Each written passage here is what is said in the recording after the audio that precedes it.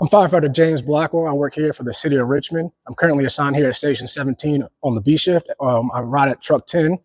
Been in the fire service for about 13 years total, 5 of which were here in the city of Richmond.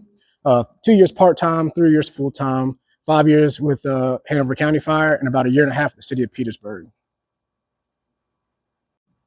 So what got me really started in the fire service, I was actually headed down more of law enforcement or the military like my father. But one day I was at a friend's house and there was an accident up the street. So we went out there to see what was going on, and we helped out as best we could until the fire department got there. Taking a step back and just watching how they interacted and how it would just flowed. It was just like, man, that's really cool. And that's when it became, I was like, you know what, maybe I'll still be in public safety, but this is something I'd like to try. What brought me here to the city of Richmond, my dad was a lieutenant for Capitol Police, and just coming to see him at work and everything, I was always in and out the city, and it was just like, I felt like it was a calling to come work in the same city that he was.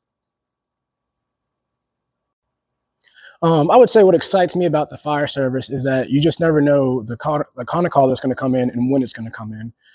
With that being said, I believe physical fitness is a major part of the job, because just like training in the gym, you work your different muscles, you push through hard and strenuous activities. You do the same thing here on the fire service.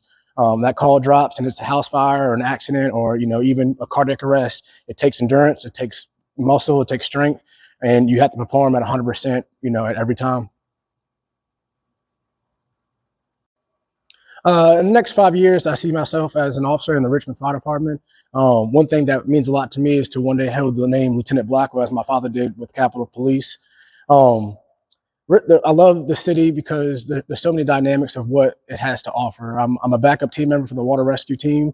One day I just decided to push myself out of my comfort zone and see if I could do it. And it's actually pretty fun. It's pretty cool. I think Richmond has one of the top-notch, if not the best, water rescue teams around. They're always training, they're always ready to go. And that's something I definitely admired about the team. And that's what really drew me to the team. Um, I enjoy being on the truck. I love the truck work. Unlike the engine, we carry a lot of specialty equipment such as combi tools. We do ladders, we forcible entry, search and rescue. I feel like those excite me more than just dragging hose. The legacy I'd like to leave behind is to know that no matter what, I gave 110. Whether it be on the job, working out, raising my kids. I want everyone to know that, when Blackwell shows up, Blackwell's going to do his best. My father was that to me. Every time I talked to people in law enforcement that work for my father, it was, Blackwell, yeah, no, that guy gave it his all. And, my dad was my hero. And that's his legacy, I believe, lives through me. So I do my best to continue to push the name forward. And even for my kids, the biggest thing that keeps me going is my kids. When I work out, my kids watch me, they push me, I push them. And it's really about, when you have a dream, you give it all to your dream and you don't let anybody tell you anything different.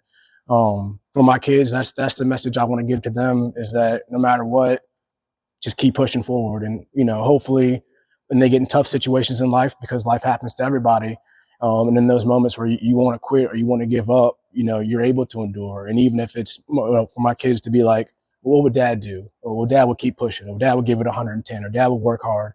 And hopefully that mindset they'll continue to move forward as well. And to never give up.